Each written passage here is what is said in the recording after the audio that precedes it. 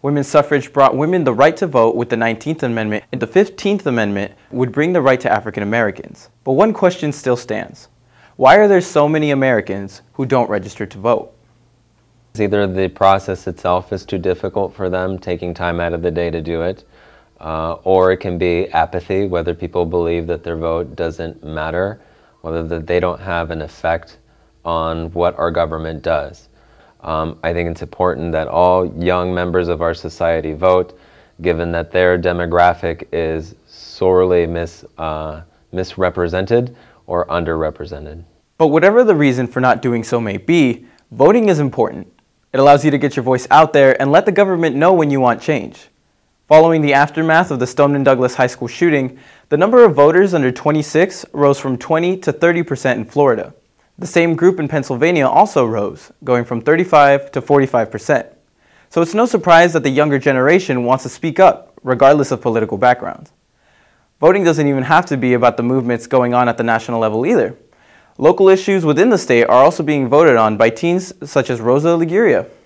So I have firsthand experience with this because I have type 1 diabetes, and there was a huge bill wanting to be passed that would affect how children get treated with diabetes in school, so health clerks and that kind of stuff, and this was happening a couple of years ago. My family and I went up to Sacramento, and we talked to the people the congressmen and representatives that were going to be voting for these topics. And I think that is probably the most effective ways to get in touch with those people that do have the vote and go talk to them, because they are there to represent us, and they are there to make our opinions a reality, what we think is important, and to take into consideration what the people that they're representing, what they think should be happening with. So with national and local levels to vote on, how do we get in on it? Well, in reality, registering to vote is super easy and simple, and you only need to be 16 to pre-register. Simply go to registertovote.ca.gov, select Register to Vote Now or Pre-Register to Vote, and fill in the information, providing any identification needed. The process should only take about a few minutes, so with all this being so simple, ask yourself, do you want to wait for the country to change on its own, or do you want to pick up the ballot and do something about it? Reporting for JNN, this has been Cesar Flores and Diego Gonzalez. Senior Class of 2019. Senior portraits are available over the summer on July 25th and 26th. Photos will be taken in the dance room. To schedule your pictures, contact Shoot Photography. Mr. Orlando and Mrs. Miranda would like to thank all the Global Club members and recyclers this year for keeping our campus green and clean. Your hard work is appreciated, and you are changing the world by your devotion to living sustainably. And now, Blaise Holomakoa closes the Spring Sports Box.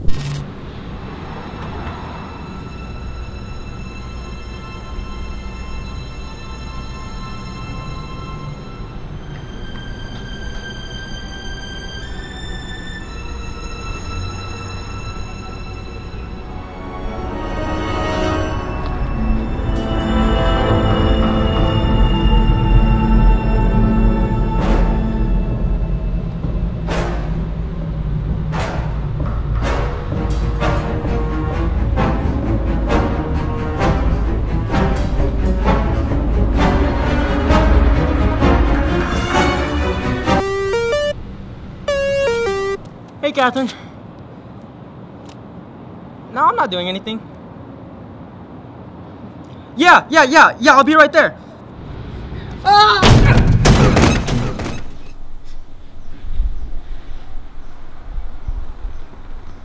What? This is like my favorite movie. Blaise, this isn't even from the 80s.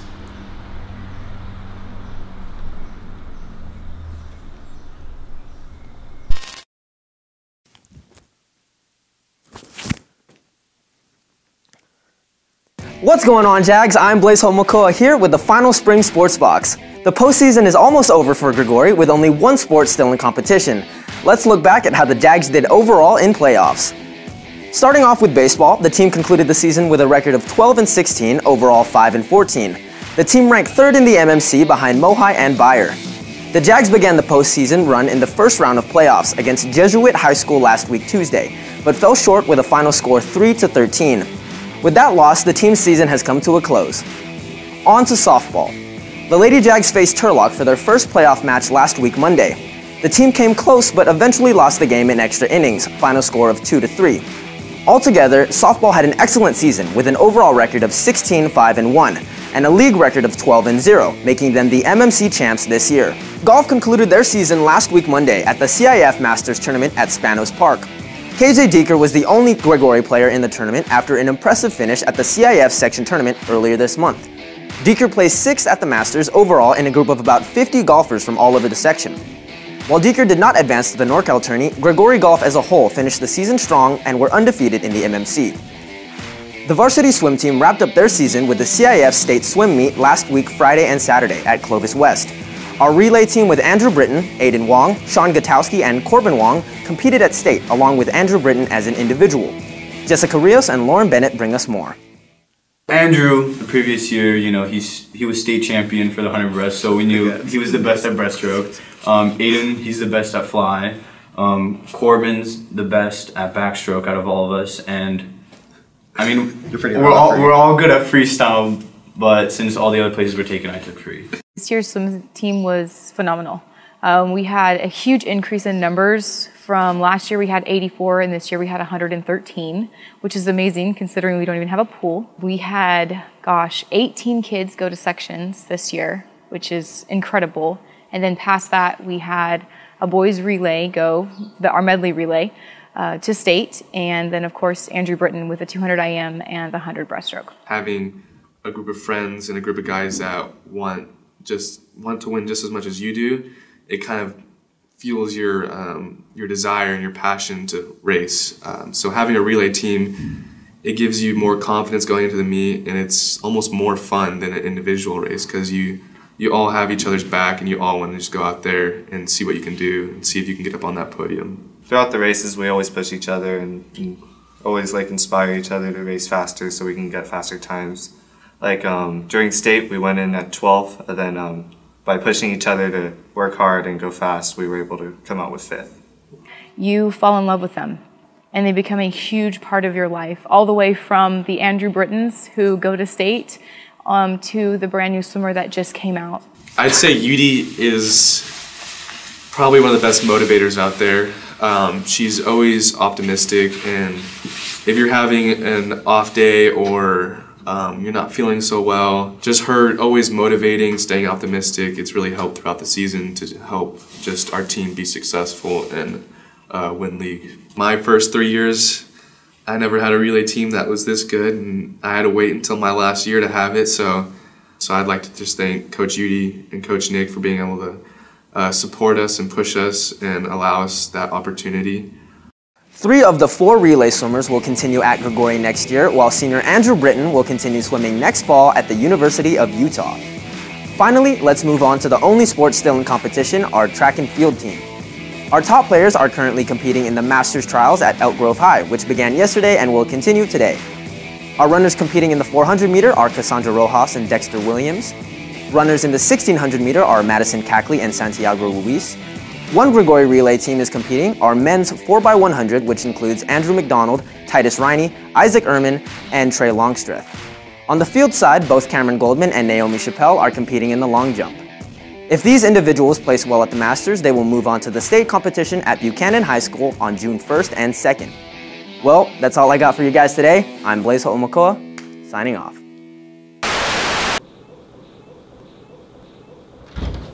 Hey guys, so I checked out both of your segments and they're both going to be ready for this week's show.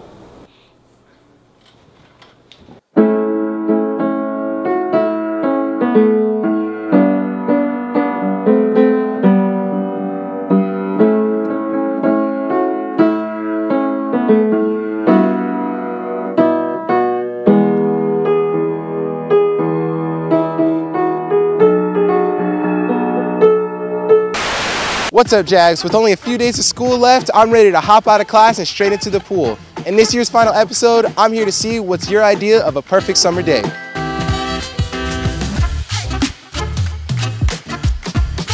What's your idea of a perfect summer day? Go. Ice cream and Fortnite. Sleeping. Eating. That's it? Yeah, that's it. Staying indoors. Okay. No, sleeping. Just sleeping in your bed. That's it? Yeah. Nothing else? No. Yeah, eating. Yeah. You know, like eating Sundays. You know, watching Monsters Inc. outside because you know it's about 80 degrees at Probably night. a cool 85. It's a nice day on the beach, you know, with the friends, with the boys, you know. I like to sleep all day. Ice cream. Ice cream? Ice cream. Oh, ice cream. Okay. Well, after hearing some pretty unique ideas, it makes me all the more excited to kick it this summer. Have a great day and have a great summer, Jags.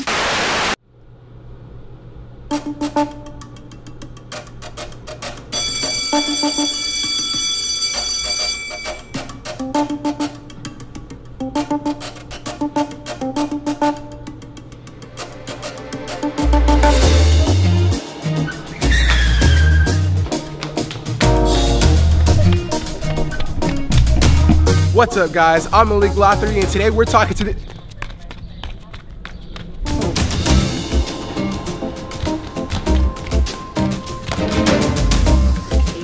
Don't get up, don't get up.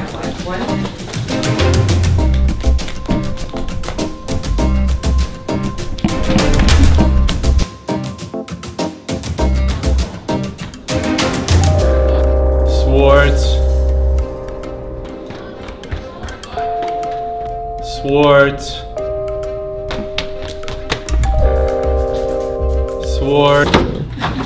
Sorry I'm late, Mr. Sutherland.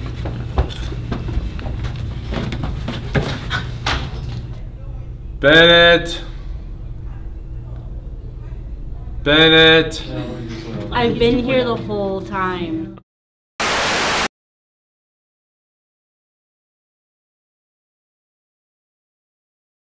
I feel like, honestly, like, this year especially, like, I feel like we are such, like, a tight-knit family. Like, honestly, like, I've learned so much about all of you guys that, like, I wouldn't have never known if I wasn't in this class. Because in a regular classroom environment, you don't talk to people like we talk to each other. Yeah, I don't think I would have talked to you people. Yeah. What is kind of cool about the class is the, like, completely opposite personalities, right? And but yet the chemistry we have. Yeah, I know. I think that's one thing that does bring us together. We all are here for one thing. We all are journalists. You know, we all have the same motive in mind, and we all have the same drive. What are your guys' favorite stories that you've done? I think that the Black History Month story that I did is my favorite because, you know, I'm a person of color and representation and celebrating culture is a big part of my life. I think mine had to have been the Club Rush, because that was my first story. Seeing it completed and getting that little message from Mr. McCarthy, I was like, wow, I accomplished something. Dia de los Muertos, because I did that all in one day, because I had the shoot on Thursday. I had the shoot all Thursday, and then I stayed until, like, who knows what time after school trying to finish it. That was the craziest, and that's why I think I'm so proud of it, just because it did turn out really good, and I'm proud of the finished product. I think my favorite story that I've done was the network shutdown. So I knew it. Oh no, that was crazy. That story is my baby. That was like your CNN story right there. That was getting down to some really hard facts when people really didn't want to talk to me. Yeah. That's what I love, because I love the reporting and the investigating, the news stuff. That's my thing. Like, just to close out, how has this class, how will it affect you going into the future? If I have something I'm dedicated on, go towards it. Like, push towards it. Like if I had a story that I'm pushing to finish by a certain time, that I can use this as something like really useful in the future. Like, this class, it taught me that I'm okay with who I am, no matter what people say, no matter what. Preach. Exactly, and it's kind of just like, I'm who I am, and I think that's a positive thing that everyone should have. And thanks to this class, I've gotten it. Journalism was never something I thought I could do as a career, and now that's what I'm pursuing. It's what I see as my drive. It's what makes me want to come to school, and it's what I'm going to be doing for the rest of my life. So even though I never thought this would be the path that I'm on, it shows that life works in crazy ways sometimes. And I really am a better person for my time in here, and it has made me who I am. I'm actually really going to miss this class. I mean, I think that as we have a week left, and less than a week left, and we're ready to graduate, I think we can all agree that JNN is a part of who we are, Yeah. and that it's something really special. And Never I think gonna forget. it's And- something that we're never going to forget. Well, that's it for today, JNN. I'm Malik Lothary, signing off. I'm Blaze Hope McCullough, signing off. I'm Lauren Bennett, signing off. And I'm Catherine Swartz, for the last time, signing off.